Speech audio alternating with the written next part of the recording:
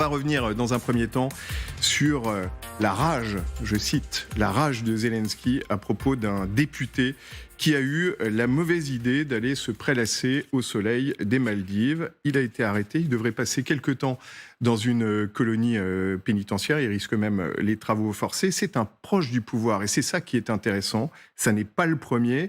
Est-ce le symbole d'une union sacrée qui se lézarde après 17 mois de guerre? On va en débattre après les indispensables de Christophe Carnino.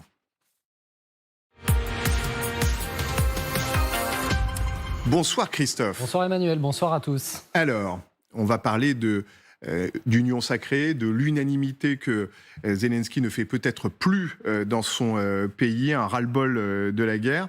Et le ras-le-bol, le visage, en tout cas, c'est un député, Youri Aristov. De qui parle-t-on ? Eh bien, c'est cet homme, Youri Aristov. Il a 48 ans. C'est un député ukrainien élu en 2019. Il est issu du parti présidentiel de Volodymyr Zelensky, serviteur du peuple. Et au Parlement, il est vice-président de la Commission sur la sécurité nationale, la défense et le renseignement. Un fauteuil très sensible donc. Alors, que lui est-il reproché à ce député ? Eh bien, ces révélations du média en ligne ukrainien Slitva sont à l'origine de ce séisme politique.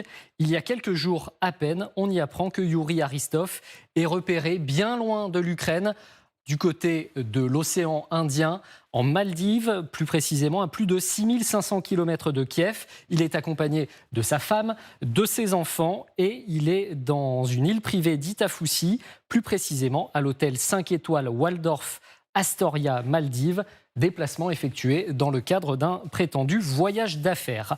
Alors, ce luxueux établissement très onéreux, on ne connaît pas le montant de la facture exacte du député, mais la fourchette des prix se situe entre 2500 et 7900 € la nuit. Et il y a même une villa située directement sur la plage à plus de 25 000 € la nuit. À titre de comparaison, le salaire minimum en Ukraine s'élève à 163 € par mois. Alors, au-delà du luxe affiché, le problème est réglementaire car en vertu de la loi martiale, les fonctionnaires n'ont pas le droit de quitter le pays sans raison valable, ce dont dispose ce décret paru le 23 janvier dernier. Alors, Volodymyr Zelensky voit rouge, il monte au créneau et il parle même, écoutez, de trahison. Ніхто не пробачить ані депутатам, ані суддям, ані воєнкомам чи будь-яким іншим посадовцям протиставлення себе державі. Комусь там острови та курорти під час війни, комусь там заробіток у воєнкоматі, комусь хабарі в судах для будь-яких державних посадовців – це зрада державних принципів, це зрада інтересів суспільства. Alors, toujours selon les informations révélées par le site Slitva, qui a révélé cette affaire, le SBU, les services secrets ukrainiens, ont perquisitionné le domicile de Youri Aristov. Ils ont trouvé son passeport avec des tampons qui indiquent qu'il a quitté les Maldives vendredi dernier. Conséquence directe, Youri Aristov est contraint de démissionner. Le procureur général de Kiev engage des poursuites pénales contre son départ. Il faut dire que Youri Aristov n'en est pas à son premier manquement en la matière. La presse ukrainienne l'avait déjà épinglé cet hiver alors que le député était à Zanzibar, officiellement pour des raisons professionnelles. Autre point noir, il s'était aussi fait connaître pendant le confinement lié au Covid en avril 2021, en quarantaine très stricte à Kiev. Il s'était rendu à de multiples reprises dans des restaurants de luxe alors que ces établissements étaient fermés au grand public. Mais il n'est pas le seul à s'affranchir des règles auxquelles les autres Ukrainiens sont soumis. Au début de l'année, c'est aussi l'ancien procureur général adjoint Oleksiy Simonenko qui avait été limogé. Il avait pris 10 jours de vacances à Marbella, en Espagne, malgré l'interdiction formulée par Volodymyr Zelensky. Voilà, et le constat qui est fait en Ukraine, c'est que, hélas, il n'est pas le seul, ce député, à manquer d'exemplarité. Oui, pour exemple, on apprend que le chef de l'administration judiciaire, Oleksiy Salnikov, voit son nom cité dans une affaire de corruption. Il est soupçonné d'avoir soudoyé des juges de la Cour suprême d'Ukraine. Toujours selon le média ukrainien Slitvo, il a mis en place un système de pots de vin de plusieurs milliers de dollars en faveur d'une entreprise.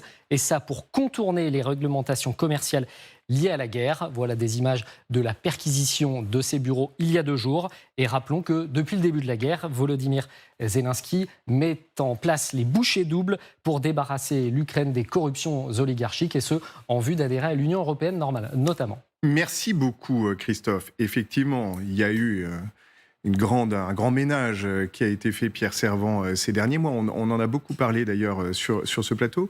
Là, peut-être que ce qui étonne, c'est qu'il s'agit, et on parlera d'autres personnages, de proches. Il fait partie, Yuri Aristov, du parti présidentiel, serviteur du peuple, et c'est un personnage important, vice-président de la commission de sécurité nationale.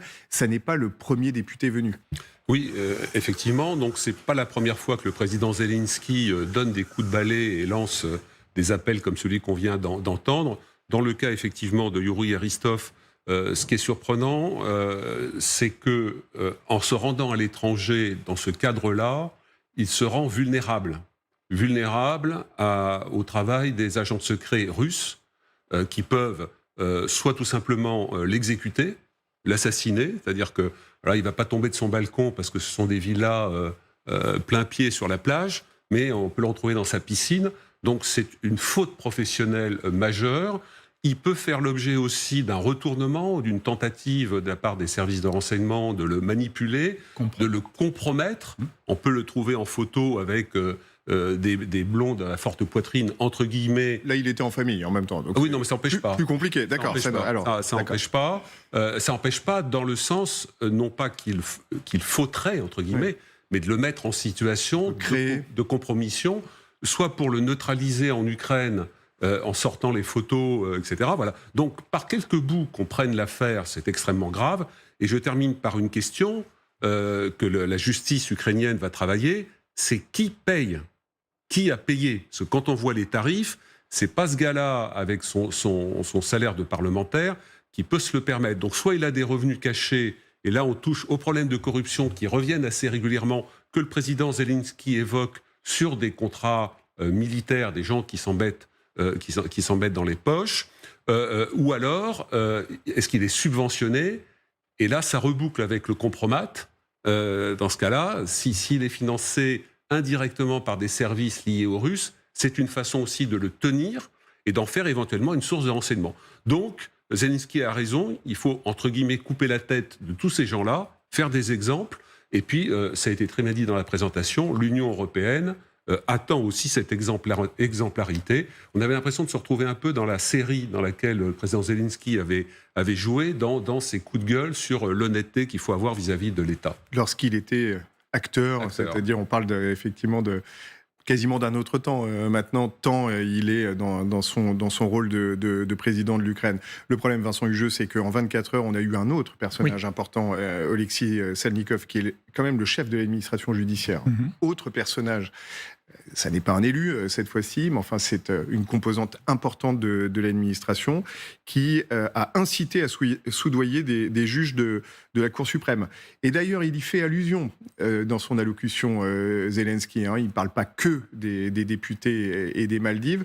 Ça fait un petit peu désordre en ce moment. On le sait, l'un des fléaux historique de l'Ukraine contemporaine, c'est la corruption. Au classement de Transparency International, qui mesure la perception de la corruption, Kiev se place au 122e rang sur 180. Alors, quelques rangs avant la Russie, où la situation est pire au regard de ce critère, mais ça reste quand même un mal récurrent. S'agissant de l'ami Yuri Aristov, vous savez que les Maldives, c'est un joyau de l'océan Indien qui est constitué de 26 atolls, donc il passera sans transition de l'atoll à l'atoll. Voilà. Plus sérieusement, sur vous pour un bon jeu de mots. Plus sérieusement, quand on regarde effectivement le combat ardu, âpre mené par Zelensky, on s'aperçoit que son ministre de la Défense, qui s'appelle Oleksiy Reznikov, avait été donné comme partant, évincé au début de l'année, à cause, là encore, d'une affaire de corruption présumée. Pour des raisons d'équilibre interne au pouvoir et de relations avec ses partenaires occidentaux, il est resté en poste, mais on a eu une chaude alerte à ce moment-là. Et puis, n'oublions pas la purge du début de l'exercice 2023. J'ai relevé l'éviction, le limogeage de 5 gouverneurs, 4 vice-ministres, le chef adjoint de l'administration présidentielle, en plus de ces personnages qui ont été cités à l'instant par Christophe. Et c'est vrai que quand vous regardez les 7 conditions, les 7 piliers de la sagesse posés par Bruxelles pour une adhésion future, vous en avez 5 qui portent sur le combat contre la corruption. C'est donc doublement intolérable, pour les raisons que Pierre a exposées. Puis n'oublions pas quel est le nom de ce parti présidentiel, serviteur du peuple. Oui. Franchement, comme incarnation du service au peuple, alors que des sacrifices épouvantables sont imposés aux civils, aux combattants, aux volontaires, aux conscrits, etc., c'est évidemment une forme d'obscénité qui n'est pas acceptable. C'est le service du groom, en fait, qui est attendu par ce type de personnage. Alors pour vous, c'est beaucoup plus tourné vers l'Union européenne, les règles effectivement qu'il faut respecter pour une adhésion. Non, en tout cas, c'est une composante importante. On imagine Daphné Benoît qui a aussi un message fort vers l'entourage de Zelensky, vers la population, de dire on doit se serrer les rangs, ça n'est pas fini. On le comprend, après 17 mois de conflit, c'est long. Bien sûr, mais moi, ce que je comprends, ce que je constate depuis le début du conflit, c'est quand même une grande discipline de la part des dirigeants ukrainiens dans leur ensemble, une grande homogénéité finalement dans leur comportement, dans leur discours. Donc là, effectivement, c'est un peu une tâche sur l'exécutif sur le Parlement ukrainien. Néanmoins, Zelensky a tout à fait la bonne réponse, gouverner par l'exemple. Évidemment, quand vous avez toute une génération d'Ukrainiens qui sont en train de combattre dans les tranchées, dans la boue, etc., il est hors de question de donner l'image de gens qui vont partir en vacances dans des resorts extrêmement coûteux. J'ajoute quand même qu'en matière justement d'exemplarité, il y a aussi un facteur, donc je pense que le message, il est à la fois interne, à destination de cette population, et puis aussi... non seulement, effectivement, il doit préserver son image face à l'Union européenne, mais il y a aussi les alliés de l'OTAN qui n'arrêtent pas de financer depuis 18 mois l'armement, l'aide militaire, l'aide humanitaire, etc. Zelensky ne peut absolument pas se permettre de passer pour finalement un régime où l'argent s'évapore. Oui. Votre regard, Michel Goya, notamment sur ce député, mais sur la situation générale. Et la colère de Zelensky, très impressionnante d'ailleurs. Oui, ce qui est normal, mais tout a été dit. D'abord, il y a une question que je me pose aussi, qu'est-ce qui a pu passer dans la tête de ce gars qui est parti ? Comment est-ce qu'il pouvait imaginer partir tranquillement aux Maldives sans se faire repérer, sans se faire prendre donc, vice-président de la Commission de sécurité nationale, je répète, parce que c'est un rôle extrêmement important. Autant j'arrive à comprendre le processus intellectuel qui amène à magouiller, à essayer de détourner de l'argent, c'est intolérable, mais j'arrive à comprendre. Mais ça, je ne vois pas. Je ne vois pas ce qui a pu se passer dans ce cerveau, ce qui montre accessoirement qu'il est sans doute soit il est considéré une certaine impunité, soit il est stupide, tout simplement. Maintenant, oui, ça a été dit. Moi, je me mets à la place des soldats qui sont sur le front, qui sont en train de souffrir, qui voient leurs camarades tomber, qui subissent des pertes terribles. Et alors déjà, quand ils apprennent qu'il y a des gens qui font la fête à Odessa, ça leur fait un peu de mal. Alors imaginez les représentants. Un élu de la nation qui est aux Maldives, c'est absolument intolérable. Donc évidemment, il faut être absolument sans pitié avec ces gens-là, quoi. Alors, il y a ces affaires de corruption ou de trahison, pour reprendre le terme de Zelensky. Il y en a d'autres, pareil, dans l'entourage présidentiel, Pierre Servan, ces derniers jours, qui sont intéressantes. Le ministre de la Culture, par exemple, qui a été débarqué il y a quelques jours, il s'appelle Alexander Tchatchenko, débarqué un peu avec perte et fracas. Pourquoi ? Parce qu'il demandait des moyens pour la culture, et Zelensky lui a rétorqué qu'en temps de guerre, c'était d'abord et avant tout aux armes que l'on devait consacrer des moyens. Oui, effectivement. Alors, comment dirais-je ? C'est vrai que c'est légitime de rappeler la hiérarchie des priorités. En même temps, si je me demande s'il n'y a pas d'autres règlements dans cette affaire, parce que la culture, ça n'est pas neutre dans l'effort de guerre. Et les médias en général, français et internationaux, font souvent des papiers sur la façon dont les Ukrainiens résistent aussi par la culture, par le théâtre, par des expositions. Par ailleurs, la culture est une arme de guerre des Russes qui détruisent des biens culturels ou qui les volent. On pense notamment au vol de tous les souvenirs historiques sur Kherson. Avant qu'ils se retirent, les Russes sont pillés. Donc il y a quand même cette dimension. Alors c'est vrai qu'il y a façon et façon de faire dans ce cadre général, mais je me demande s'il n'y a pas, de la part du président Zelensky, là, une liquidation qui va peut-être au-delà d'avoir un ministre qui fait ce que font tous les ministres, à savoir demander des crédits. Voilà, ça me paraît, encore une fois, j'ai pas toutes les cartes de cette affaire, et je le répète, la culture, c'est un axe de résistance. Ça l'était en Syrie, parmi la rébellion anti-Bachar el-Assad. Vous aviez des bibliothèques dans des bus, dans les zones rebelles, à disposition pour les enfants, pour les jeunes, etc., ou pour les familles. Et donc, encore une fois, la culture, c'est aussi un bras armé. Alors, en même temps, comment dirais-je, contre les Russes, une grenade est plus efficace qu'un livre lancé, mais la pensée, la culture reste pour moi quelque chose de très important. Après, voilà, on saura peut-être que nos amis sur le plateau ont d'autres éléments d'information sur ce qu'il y a derrière cette affaire. Alors, ce qui est intéressant, c'est que dans l'argumentaire de cet ex-ministre de la Culture, donc Tkachenko, il y avait l'idée sur laquelle, je le cite, la culture est aussi importante que les drones. Je ne suis pas sûr que cette analogie est beaucoup plus à Zelensky et pas davantage d'ailleurs à Zaloujny, le chef d'état-major.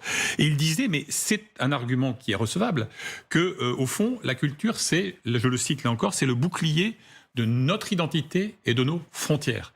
C'est recevable dans l'absolu, mais dans l'ordre de priorité, encore une fois, vis-à-vis du peuple ukrainien et vis-à-vis des partenaires occidentaux, je pense qu'il a un peu franchi une ligne rouge. Et j'observe par ailleurs que Zelensky, quelle que soit la sympathie personnelle qu'il peut porter à tel ou tel, a été obligé aussi de se défaire de certaines relations, parce qu'on parle beaucoup, et à juste titre, de l'oligarchie russe, mais il y a des oligarques ukrainiens dont les mœurs ne sont pas plus intègres que celles de leurs frères slaves. Et par exemple, il y a un oligarque très connu qui s'appelle Igor Kolomoïski, qui a été la cible d'une enquête et de perquisition, alors qu'il était considéré comme un très proche, il travaille dans le domaine de la banque et des hydrocarbures, un très proche de Zelensky. C'est le prix à payer.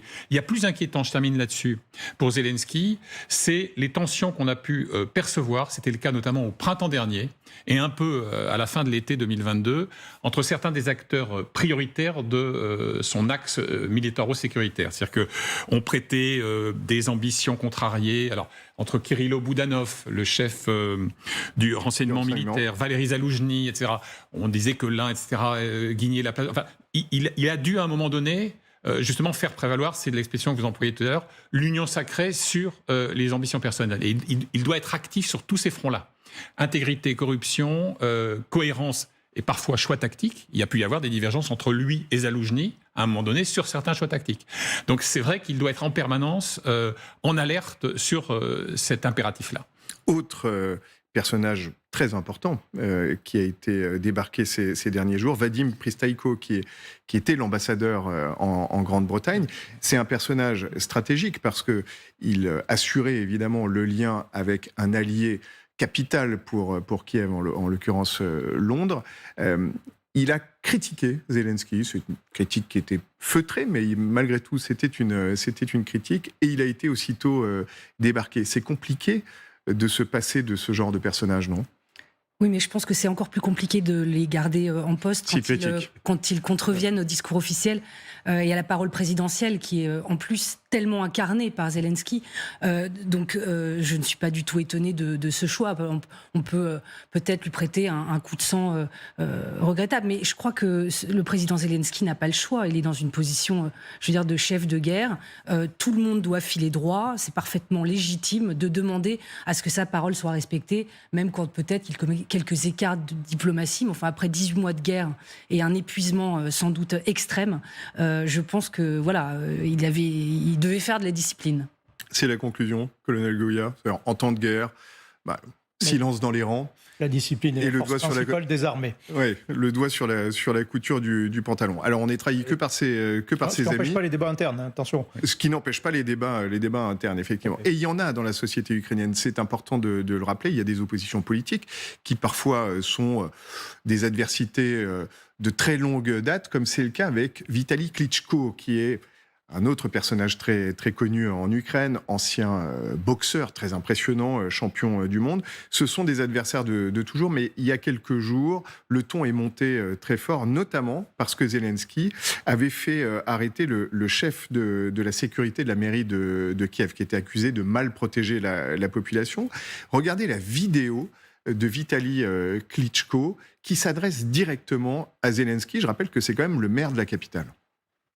Комусь знову свербить взяти під контроль столицю. Ми вже перемогли. Немає інших викликів. Головна проблема Кличко – і це коли треба працювати всім спільно, використовуючи міжнародні контакти для перемоги України. Бо як на початку війни, аби переконувати Німеччину домовлятись про надання зброї, так до братів Кличків можна було звернутись. А тепер ворогів ліплять і знищують. Але ж заручниками ситуації політичної боротьби ви робите киян. Бо руйнуєте самоврядування столиці і систему життєзабезпечення міста, створюючи хаос в умовах воєнного стану. Але переконаний, Київ і цю бурю вистоїть. Alors certes, c'est un débat démocratique. C'est une société démocratique, mais enfin les mots sont extrêmement forts, Pierre Servan. Oui, les mots sont très forts. Moi, ça m'a beaucoup surpris qu'il puisse y avoir de façon très, très ouverte, que en privé, on se dise des choses très, très, très fortes et très franches, qu'il y ait des noms d'oiseaux qui volent. Là, c'est pas bon du tout, parce que Kiev est un symbole très, très, très important. Ça montre que des rancœurs anciennes, des tensions anciennes ressurgissent. En même temps, je suis assez d'accord avec Daphné. Après plus de 500 jours de guerre, 520, 522, ça reste... Contenu. Préoccupant, la sortie, parce que c'est un symbole important, le maire de Kiev, par sa stature, pas seulement physique, mais c'est un personnage qui a incarné la résistance quand Kiev était vraiment dans le collimateur et menacé par l'invasion russe venue de Biélorussie. Donc c'est pas une bonne chose. Là-dessus, voilà. Alors c'est un maire qui s'adresse à l'exécutif. On a le droit de le faire. Il vaudrait mieux que ça se passe différemment. Mais encore une fois, ce qui me frappe, c'est que après donc plus de 500 jours de guerre, tout ça reste contenu. Il y a des tensions qui apparaissent. Je rappelle, Michel est comme moi un bon connaisseur de la Première Guerre mondiale, alors qui a duré beaucoup plus longtemps, mais en France, vous avez des crises politiques pendant la guerre. Le Parlement est réuni en comité secret de façon à ce que les débats internes, notamment dans la mise en cause du commandement, je pense notamment à la mise en commandement de Joffre après l'effondrement de Verdun en 16, tout ça doit rester secret et c'est très surprenant. Et vous avez un turnover de présidents du Conseil, même de ministres de la guerre, qui sautent, qui ne sont pas les mêmes. Vous avez Lyoté qui a fait un tour de piste et puis qui a été écarté. Il faut dire aussi qu'il avait il y a Gallieni également, qui a été ministre de la guerre et puis qui est parti pour malheureusement mourir de l'opération qu'il devait subir. Voilà. Donc, mais c'était une guerre de salon. Enfin, c'était une guerre de salon, ça n'était pas rendu public. Alors, il y avait toujours. La presse continuait malgré tout à fonctionner. Le canard enchaîné existait déjà à l'époque et il y avait des fuites. Malgré. Voilà. Ça, c'est aussi le côté un peu latin des Français, c'est que malgré les mesures, il y a toujours des fuites, il y a des livres secrets, il y a le testament de Gallieni qui est sorti après sa mort, etc. Donc il y a toujours eu des choses comme ça. Donc voilà, je trouve que c'est plutôt contenu, compte tenu des circonstances et de la guerre. Alors Vincent Hugeux et Michel Goya. Rapidement, le caractère public de l'adresse de Klitschko est problématique. Parce que vous imaginez l'usage qui peut en être fait par la propagande russe, c'est ça. Évidemment. Bon, voilà la preuve de l'impossibilité pour Zelensky de tenir ses troupes. Vous voyez, c'est un autocrate, il est d'ailleurs dénoncé par l'un des symboles de la résistance. Bon. Par ailleurs, deux observations. Ça nous dit quelque chose que quiconque a un peu suivi le jeu politique ukrainien depuis la chute de l'URSS sait, c'est l'extrême âpreté des combats et des inimitiés que, évidemment, la guerre a étouffé, mais n'a pas anéanti. Et puis, deuxièmement, j'arrête là-dessus, c'est qu'il est inévitable qu'après plus de 500 jours d'une pression intolérable qui s'exerce sur un pays agressé, vous ayez des dissensions. Les gens se fatiguent et il leur arrive de craquer. Oui, c'est aussi la fatigue de la guerre. Oui, bien sûr. On parlait de la Première Guerre mondiale. Les engueulades elles vont s'accentuer au fur et à mesure que la guerre va durer, jusqu'au moment où Clémenceau, d'ailleurs, sera obligé de reprendre un peu les choses en main. Mais on trouve les mêmes situations au Royaume-Uni pendant la Seconde Guerre mondiale. Ça s'engueule. Ce qui est sinon normal. Enfin, si, c'est normal en réalité. Ce qui est Humain, en tout cas. C'est humain, exactement, c'est tout à fait humain. Et parfois nécessaire, hein, c'est-à-dire que si les choses ne vont pas forcément dans le bon sens, il faut quand même le dire. Hein. Première Guerre mondiale, on décide il y a des changements au pouvoir, ça s'engueule beaucoup parce qu'on considère que la stratégie n'est pas bonne. Donc les débats sont nécessaires, incontestablement, à l'intérieur. Mais quand c'est rendu public, surtout à l'époque actuelle, Première Guerre mondiale, bon, ok, il y a des journaux, la presse toujours, mais ça n'allait pas forcément très loin. Là, maintenant, tout le monde entier est au courant, quoi. Et c'est peut-être le signe d'une vitalité démocratique aussi. On imagine mal, par exemple, le maire de Moscou qui enregistrerait une vidéo comme ça. En Ukraine aussi, il y a le peuple. C'est-à-dire qu'il y a eu 4 gouvernements ukrainiens qui ont été virés par le peuple. Je veux dire, la fureur, la colère. La société civile est importante. Pour l'instant, elle est quand même unie et ne se fissure pas. Daphné Benoît, pour conclure sur ce sujet. Non, je suis tout à fait d'accord avec le colonel Goya. Ça se passe différemment en Russie, on le voit bien. Donc finalement, c'est vrai que ce type de contestation publique, finalement, déjà c'est logique. Tension, fatigue. Et deuxièmement, c'est au moins la preuve effectivement qu'il y a une forme de liberté d'expression qui subsiste encore, ce qui est rassurant par rapport aux voisins.